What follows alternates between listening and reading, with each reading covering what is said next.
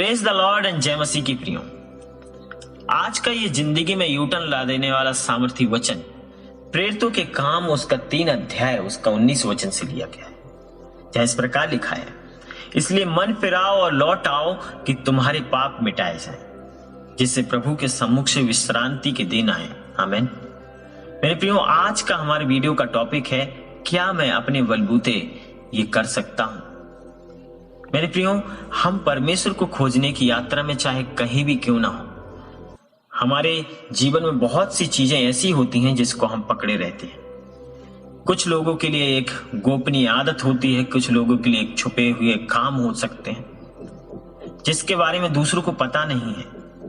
दूसरों के लिए ये स्पष्ट रूप से वे चीजें होंगी जिनका कि हम अभी तक पीछा कर रहे हैं। मेरे प्रियो, आपके लिए ये चीजें क्या हैं? क्या आपको इनको छोड़ देने की आवश्यकता है? क्या आपको इनको त्याग देने की आवश्यकता है?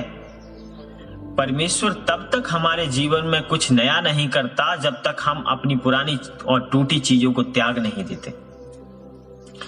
इसलिए पश्चाताप बहुत जरूरी है, लेकिन इससे बढ़कर है परमेश्वर के पास आना। मेरे प्रियो, ये जागृति हमें परमेश्वर की और भी ज्यादा करीब ले आती है, और क्योंकि हमें यह एहसास होता है कि हम इसे अपने बलबूते नहीं कर सकते। मेरे प्रियो, और इससे बढ़कर है मदद करने की जागृति।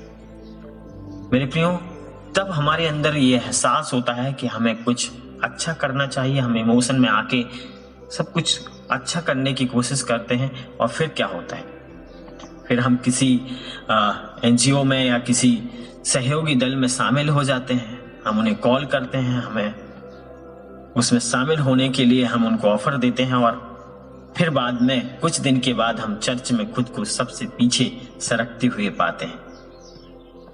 हम अपने घुटनों के बल आकर रोते हैं और कहते हैं, हे प्रभु, क्या तू सच में है? परमेश्वर, क्या आप वास्तव में हो? मेरे प्रियो, विनाशकारी चुनाव से हटकर सहायता खोजना पश्चाताप का एक भाग है। पश्चाताप करना घर लौटने के समान है, वहीं वापस आना जहां से हम आए हैं और हम जहां से संबंध रखते हैं। घर वापसी माफी पाने के इस जीवन के बाद के जीवन के पाने की बात की गई है, और हम सब जानते हैं कि हम कहां से हैं और हम कहां से संबंध रखते हैं। मेरे प्रियो, लेकिन ये जीवन के नए अर्थ खोजने की नई दिशा पाने के बारे में है, जो आप कहीं और से नहीं पा सकते। ये परमेश्वर के साथ एक रिश्ता रखने के बारे में है, ये अपने जीवन को फिर से नई दिशा देने के बारे में है, वहीं लौटने के बारे में है जहां से हम आए हैं और जहां से हम संबंध रखते हैं। जब आप पश्चाताप करते हैं तब परमेश्वर आपको बदलता है और आप बदल जाते हैं। आमीन। बाइबल बताती है कि परमेश्वर की आत्मा आपके अंदर आती है, और उसका परिणाम क्या होता है? उसका रिजल्ट ये होता है कि हम एक अच्छी और एक बहुत अच्छी रूपांतरण की प्रक्रिया को शुरू कर देते हैं, और हमारे अंदर बदलाव आना शुरू हो जाता है। मेरे प्रियो, याद रखिए, ध्यान रखिए कि पश्चाताप का अर्थ बुरा महसूस करना नहीं है, बल्कि बाइबल बताती है कि सच्चा पश्चाताप परमेश्वर से मिलने वाला अनुग्रह है। आमीन।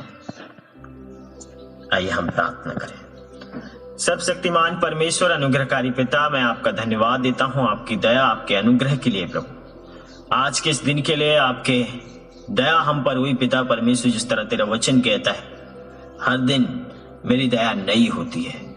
मेरे खुदाबंद, मेरी प्रार्थना है खुदाबंद, जितने भी लोगों ने, जितने भी भाइयों, जितने भी बहनों में प्रभु आज के इस वचन में सहभागिता की है पिता, कोई भी वचन उनके हृदय में, उनके मन में आया है पिता, जिस तरह तेरा वचन कहता है प्रेरितों के काम 3 अध्याय उसका 19 वचन में, प्रभु ये तेरी आज्ञा है कि लौट आओ।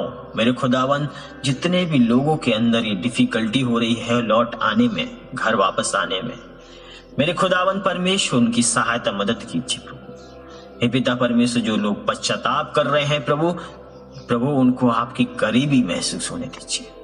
वो महान परमेश्वर, तू अनुग्रहकारी है, तू दयालु है परमेश्वर। तेरे सानिध्य में जो रहता है पिता, वो विश्राम को पाता है, वो आनंद को पाता है।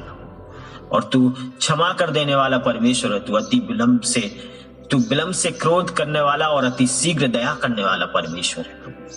हे पिता, सबको आपके हाथों में सौंपते हैं। आपका अनुग्रह, आपकी दया उन पर बनी रहे और तमाम आशीषों को प्रभु उनके जीवन में बोलते हैं। प्रभु उनके जीवन में आशीषों की घोषणा करते हैं। ये महान परमेश्वर उनके जीवन में एक यूटर्न आए, इनके जीवन में बदलाव आए और महान परमेश्वर आपकी ओर इनका झुकाव हमेशा बना रहे और प्रभु आप इनके साथ सदैव बने रहे। प्रभु इनके जीवन में आप अपनी आशीषों को दीजिए। धन्यवाद पिता परमेश्वर, तूने उन पर अनुग्रह किया, हम सब पर अनुग्रह किया है। आपका धन्यवाद देते हैं एक बार फिर से। आपको इज्जत, जलाल, गौरव सब आपको देते हैं। प्रार्थना आपने सुना, धन्यवाद। प्रार्थना यीशु के नाम से, आमीन आमीन।